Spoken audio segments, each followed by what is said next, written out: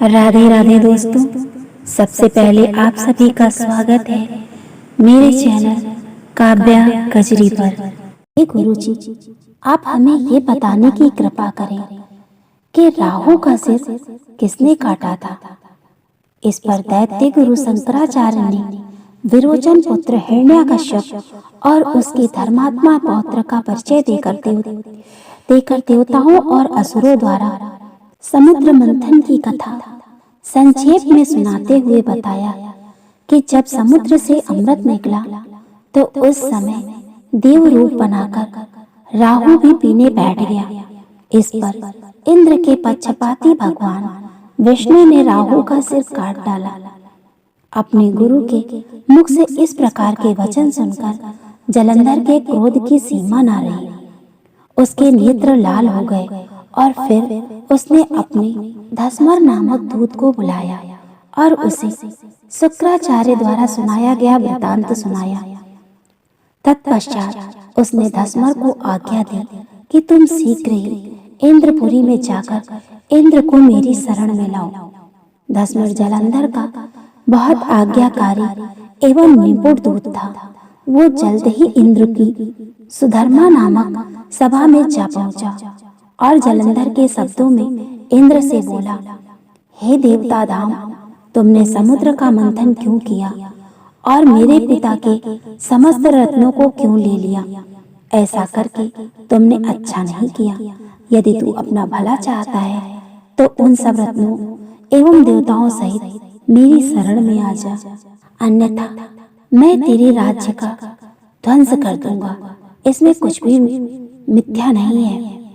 इंद्र बहुत विस्मित हुआ और कहने लगा, पहले मेरे भय से सागर में सब पर्वतों को अपनी कुक्षी में क्यों स्थान दिया और उसने मेरे शत्रु दैत्यों की क्यों रक्षा की? इसी कारण मैंने उनके सब रत्न हरण किए हैं। मेरा द्रोही सुखी नहीं रह सकता, इसमें संदेह नहीं। इंद्र की ऐसी बात सुनकर वह दूत जलंधर के पास आया और सब बातें कहकर सुनाई। उसे सुनते ही वह दैत्य क्रोध के मारे अपने ओठ फड़फड़ाने लगा और देवताओं पर विजय प्राप्त करने के लिए उसने उद्योग करना आरंभ किया। फिर तो सब दिशाओं पाताल से करोड़ों करोड़ों दैत्य उसके पास आने लगे। शुंभ निशुंभ आदि करोड़ों सेनापतियों के साथ जलंधर इंद्र से युद्ध करने लगा। शीघ्र ही इंद्र के नंदन वन में उसने अपनी सेना उतार दी। वीरों की शंख ध्वनि और गर्जना से इंद्रपुरी गूंज उठा। अमरावती छोड़कर देवता उससे युद्ध करने चले। भयानक मार काट हुई। असुरों के गुरु आचार्य शुक्र अपनी मृत संजीवनी विद्या से और देव गुरु बृहस्पति द्रोणागिरी से औषधि लाकर जिलाते रहे। इस पर जलंधर ने क्रुद्ध होकर कहा कि मेरे हाथ से मरे हुए देवता जी कैसे सकते हैं? जिलाने वाली विद्या तो आपके पास है। इस पर शुक्राचार्य ने देवगुरु द्वारा द्रोणाचार्य से औषधि लाकर देवताओं को जिलाने की बात कह दी। ये सुनकर जलंधर और भी कुपित हो गया। फिर शुक्राचार्य जी ने कहा, यदि शक्ति हो तो द्रोणागिरी को उखाड़कर समुद्र में फेंक दो, तब मेरे कथन की सत्यता प्रमाणित हो जाएगी। इस पर जलंधर कुपित होकर जल्द ही द्रोणागिरी पर्वत के पास पहुंचा और अपनी भुजाओं से पकड़कर द्रोणागिरी पर्वत को उखाड़कर समुद्र में फेंक दिया।